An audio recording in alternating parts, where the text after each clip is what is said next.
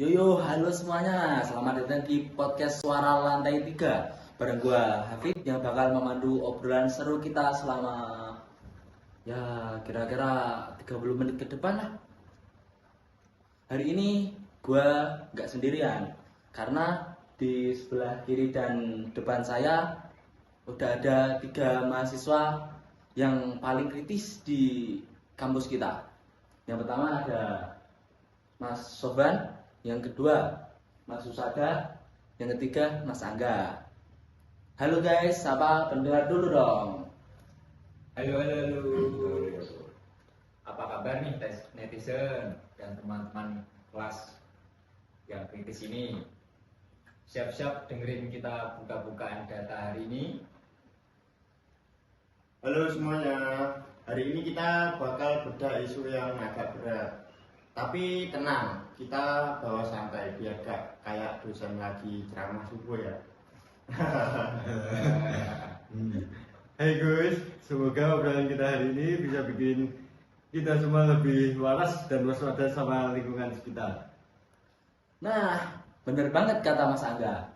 Hari ini buat menuntaskan tugas UAS PKN kita bakal angkat satu tema kontemporer kritis yang sebenarnya ngeri-ngeri sedap sih. Isunya ada di circle kita sendiri, di media sosial, di HP, SMS, WA. Apalagi kalau bukan lingkungan setan judi online dan pinjaman online di kalangan anak muda.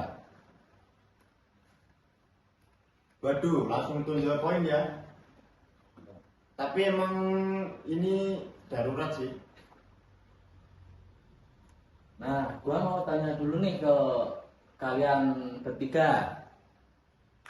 Menurut kalian, seserius apa sih masalah ini di mata kalian sebagai seorang mahasiswa?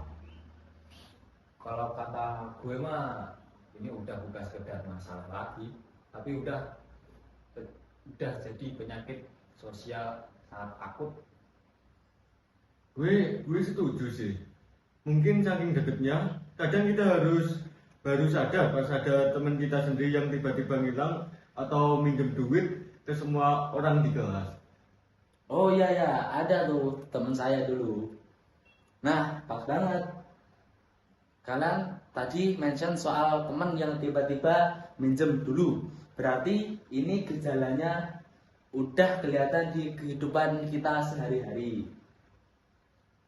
Mas Sofyan, Ya. kamu kan yang paling hobi tuh scroll-scroll berita atau riset data. Boleh dong spill ke kita ini. Ya spill ruangan ini aja ya, bukan spill di sini. Oke, gue buka data ya. Biar dosen kita yang meriksa tugas ini juga seneng karena kita pakai basis data.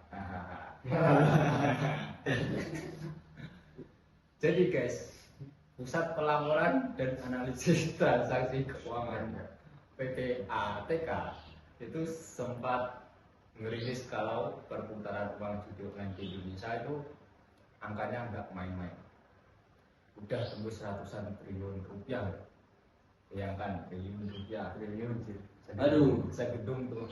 Itu ruginya atau keuntungannya tuh Bang? Wah, ya malah ruginya. Aduh. Dan yang paling bikin elus dada tuh mayoritas pemainnya itu adalah usia produktif, umur 17 sampai 30 tahun. Berarti siapa ya? Ya kita inilah pelajar dan mahasiswa. Mungkin SMA udah ada yang main gitu-gitu aja lah. Wah, udah banyak sama anak-anak sekolah banyak. Gila sih, ratusan triliun. Itu kalau dibeliin seblak bisa ngasih makan satu provinsi setahun penuh kali ya. Bener banget tuh. Bener, dan masalahnya nggak berhenti di situ.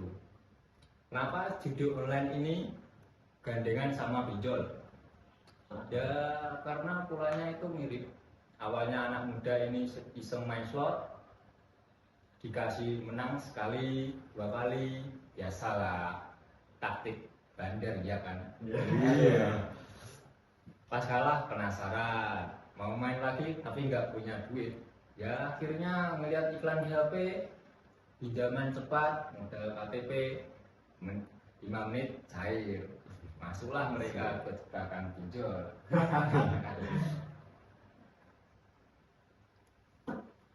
Gue mau nambah fakta.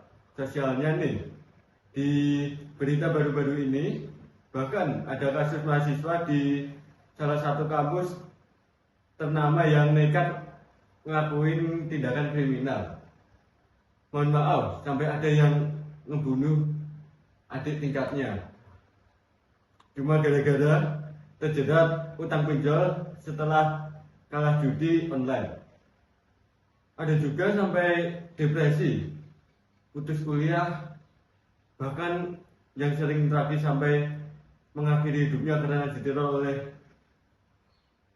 debit kolektor. Depresi, mungkin jangan-jangan yang di viral jembatan Cangar itu ya rata-rata ya. Iya. Ya, seperti itu. Aduh, gila banget sih ini ceritanya aja bikin kita merinding ya. Berarti fasenya tuh jelas banget. Yang pertama iseng, yang kedua kalah, yang ketiga pinjol, dan yang keempat depresi. Nah, berarti ini udah masuk ke tatanan masalah hukum dan kemanusiaan. Betul. Dan yang bikin mental jengkel, aksesnya itu gampang banget. Lu buka situs nonton film gratisan, iklannya di online. Lu main game gratisan, nongolnya pun top up judi online. Wah, ada banyak. Bahkan kemarin sempat viral kan kasus resmi universitas sama situs instansi pemerintah malah diretas dan berubah jadi halaman judi online. Ini kan tamparannya keras banget buat keamanan siber kita. Parah banget, padahal situs pemerintah kok kenapa ya bisa dilakukan atau dimasuki iklan-iklan judi online, parah kan sih. Nggak bisa diblokir sih, judi online nggak bisa diblokir. Bisa harus atasan pemerintahnya. Iya itu. Ntar lu nggak dapet zat. Iya, nggak dapat. Nah, oke, faktanya kan udah jelas ya. Sekarang kita masuk ke sesi yang paling seru, sesi argumen. Gua mau lempar pertanyaan pemantik buat kalian semua. Kalau ada kasus anak muda yang hancur gara-gara judi online dan pinjol, itu tuh salah siapa? Salah individunya sendiri yang serakah, kurang iman dan pengen kaya secara instan, atau salah negara yang abai sistemnya lemah dan gak bisa melindungi warga negaranya? Gua duluan ya yang jawab. Menurut gua kita nggak bisa bersikap naif dengan cuma nyalain moralitas individu. Di PKN kita belajar bahwa Secara instan atau salah negara yang abai sistemnya lemah dan gak bisa melindungi warga negaranya? gua duluan ya yang jawab. Menurut gua kita nggak bisa bersikap naif dengan cuma nyalain moralitas individu. Di PKN kita belajar bahwa salah satu fungsi negara adalah melindungi segenap bangsa dan seluruh tumpah darah di Indonesia. Pertanyaannya, kemana negara pas aplikasi pinjol ilegal dan situs judi ini menjamur? Pemerintah lewat Kominfo atau OJK harusnya punya taji yang lebih tajam. Kenapa bandar-bandar besarnya nggak ketangkep? Blokir satu situs-situs. Tunggu 1000 situs baru. Jadi menurut gua ini adalah kegagalan sistematik dan regularisasi dari pemerintah. Gue paham poin lo, Jada. Tapi gue agak kurang setuju kalau 100% badan dosanya dilempar ke pemerintah. Logikanya gini, kita semua di sini sama-sama punya akses internet ya sama kan. Ya, ya. Kita sama-sama sering lihat iklan judi online. Tapi kenapa ada yang kepancing dan yang enggak? Tahu enggak? Berarti kembali lagi ke kontrol diri. Banyak anak muda sekarang yang kena penyakit FOMO. Penyakit FOMO Ya. itu gimana? Penyakit FOMO itu? Nah, ikut-ikutan gitu loh. Seperti ikut-ikutan teman-temannya gitu atau orang-orang lain. Oh, jadi Gitu. ini yang satu main, yang satunya lagi Ya. pengen main gitu. Ya, ya itu yang dibilang FOMO. Awalnya coba-coba. Iya. Kok enak? Lah kok enak. Dan pengen kelihatan hendon di media sosial. Mau beli gadget baru, mau nonton konser tapi gak mau kerja keras, akhirnya nyari jalan pintas lewat judi atau pinjol. Nah seperti itu. Jadi ini alasannya mentalitas instan dari individunya. Nah, gue ada di tengah-tengah gue. Nah, gue ada gue ada di tengah-tengah antara lo berdua. Gue melihat ada faktor circle atau lingkungan sosial yang nggak bisa diabaikan. Anak-anak muda sekarang itu psikologisnya masih suka-suka ikut-ikutan lah, atau bilang FOMO itu loh. Kalau di tongkrongan lagi hype main slot, terus ada temannya yang pamer, wih gue menang 5 juta nih, kebuyur kan. Jadi yang lain pasti bakal bermuda toh, karena solidaritas dorongan yang sangat kaprah. Ditambah lagi literasi keuangan di sekolah atau kampus itu minim banget. Kita diajarin matematika rumit, tapi nggak pernah diajarin gimana caranya mengelola keuangan yang sehat atau bahayanya berbunga dari pinjol. Wah, argumen kalian bertiga solid semua nih.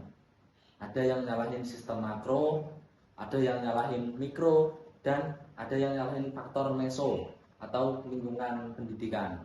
Tapi sebagai satu kelompok UAS PKN, kita harus punya tesis nih, satu sikap resmi yang menyatukan pandangan kita. Kira-kira apa bentuk tesis kelompok kita ini? Gue coba rumusin ya. Tesis kelompok kita adalah fenomena judi online dan pinjol kalangan anak muda bukan sekedar masalah mayoritas individu biasa, melainkan sebuah ancaman kontemporer krisis terhadap ketahanan nasional dan masa depan generasi bangsa. Masalah ini muncul akibat kombinasi dari lemahnya penegakan hukum siber oleh negara, minimnya literasi keuangan, dan penggeseran hukum siber oleh negara masyarakat ke arah monetas instan. Oleh karena itu, penyelesaiannya tidak bisa dilakukan secara sepihak, melainkan harus melibatkan kolaborasi radikal antara ketegasan regulasi negara dan penguatan benteng di edukasi di tingkatnya masyarakat. Gila, mantap banget jawabannya. Khas mahasiswa PKN banget ya kalian. Jadi intinya kita sepakat kalau ini adalah tanggung jawab bersama, gak bisa cuma salah-salahan ya. Oke. Nah, gak terasa obrolan kita udah makin mendalam dan kita udah dapat poin-poin pentingnya dari latar masalah, fakta, argumen, sampai tesis kelompok. Sekarang, sebelum kita tutup podcast berdurasi kurang lebih 25-30 menit ini, mari kita masuk ke bagian kesimpulan dan langkah konkret. Menurut kalian, solusi nyata yang bisa kita lakukan sebagai mahasiswa itu apa sih? Oh, dari gue pribadi sih, solusinya mulai dari yang paling deket dulu. Jaga circle kita. Kalau lihat ada teman-teman yang mulai nunjukin gejala aneh-aneh, sering ngutang dengan alasan gak jelas, Aku ya. atau mukanya stres nentengin HP mulu sambil nungguin pola slot, jangan dijauhin. Ada faktor circle atau lingkungan sosial yang nggak bisa diabaikan. Anak-anak muda sekarang itu psikologisnya masih suka-suka ikut-ikutan lah, atau bilang FOMO itu loh. Kalau di tongkrongan lagi hype main slot, terus ada temennya yang pamer, wih gue menang 5 juta nih, kegiur kan, jadi yang lain pasti bakal berkuda loh, karena solidaritas dorongan yang sangat kaprah. Ditambah lagi literasi keuangan di sekolah atau kampus itu minim banget. Kita diajarin matematika rumit, tapi nggak pernah diajarin gimana caranya mengelola keuangan yang sehat atau bahayanya bunga berbunga dari pinjol. Wah, argumen kalian bertiga solid semua nih. Ada yang nyalahin sistem makro, ada yang nyalahin mikro, dan ada yang nyalahin faktor meso atau lingkungan pendidikan. Tapi sebagai satu kelompok UAS PKN, kita harus punya tesis nih. Satu sikap resmi yang menyatukan pandangan kita. Kira-kira apa bentuk tesis kelompok kita ini? Gua coba rumusin ya. Tesis kelompok kita adalah fenomena judi online dan pinjol kalangan anak muda bukan sekedar masalah mayoritas individu biasa, melainkan sebuah ancaman kontemporer krisis terhadap ketahanan nasional dan masa depan generasi bangsa. Masalah ini muncul akibat kombinasi dari lemahnya penegakan hukum siber oleh negara, minimnya literasi keuangan, dan penggeseran hukum siber oleh negara. Masyarakat ke arah monetas instan. Oleh karena itu, penyelesaiannya tidak bisa dilakukan secara sepihak, melainkan harus melibatkan kolaborasi radikal antara ketegasan regulasi negara dan penguatan benteng di edukasi di tingkatnya masyarakat. Gila, mantap banget jawabannya. Khas mahasiswa PKN banget ya kalian. Jadi intinya kita sepakat kalau ini adalah tanggung jawab bersama, gak bisa cuma salah-salah aja.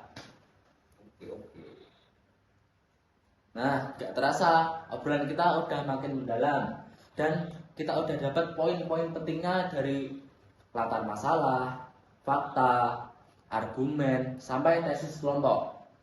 Sekarang, sebelum kita tutup podcast berdurasi kurang lebih 25-30 menit ini, mari kita masuk ke bagian kesimpulan dan langkah konkret. Menurut kalian, solusi nyata yang bisa kita lakukan sebagai mahasiswa itu apa sih? Kalau dari gue pribadi sih, solusinya mulai dari yang paling deket dulu. Jaga circle kita. Kalau lihat ada temen yang udah mulai nunjukin gejala aneh-aneh, sering ngutang, dengar alasan gak jelas, atau mukanya stres, mentengin HP mulu. Kayak aku berarti. Ya bener banget sih. Jangan jangan loh. Nungguin bola slot.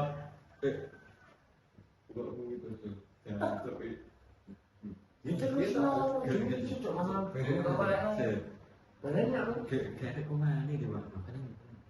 gak apa-apa langsung terus naik. Balik lah. Enggak, pas tekan dijauhi lagi lanjut nih. Oh, dari gue pribadi sih, solusinya mulai dari yang paling deket dulu. Jaga circle kita.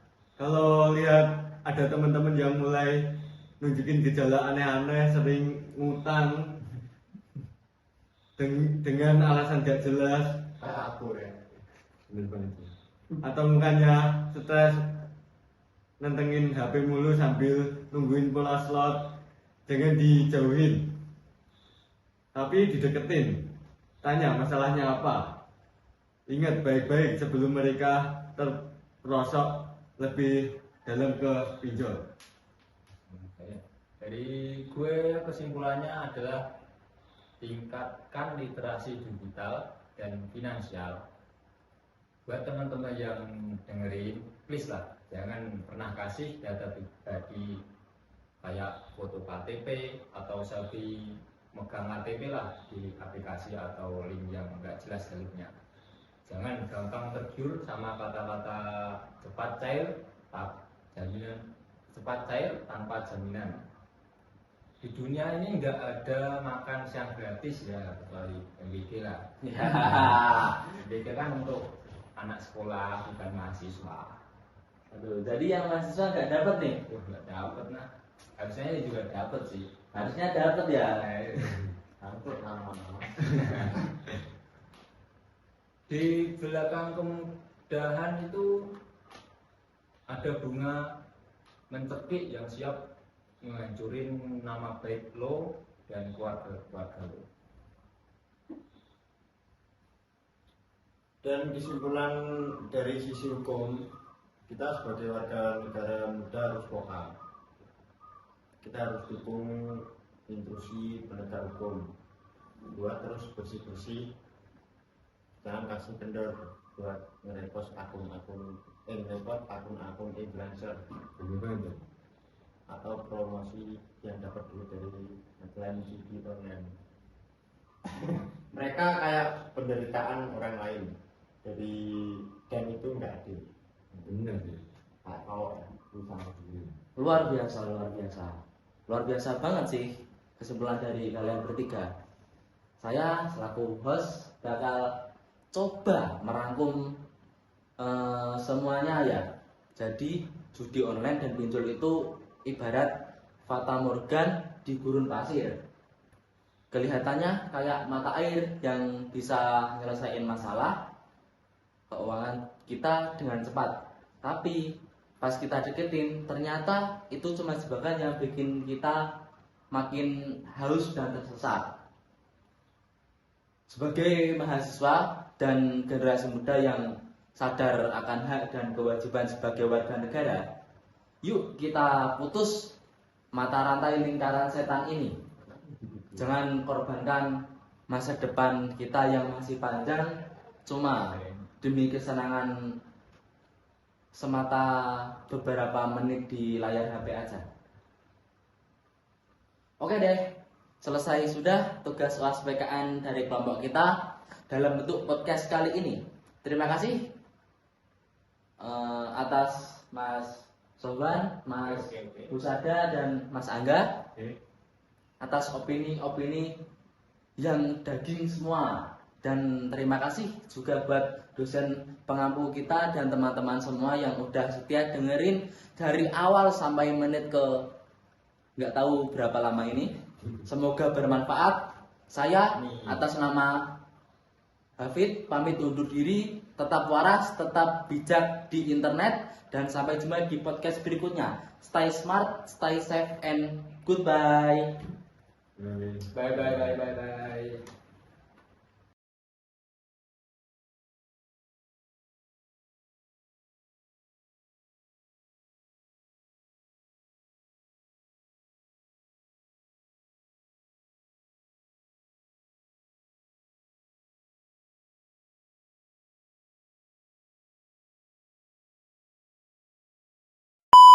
Kesehatan mental.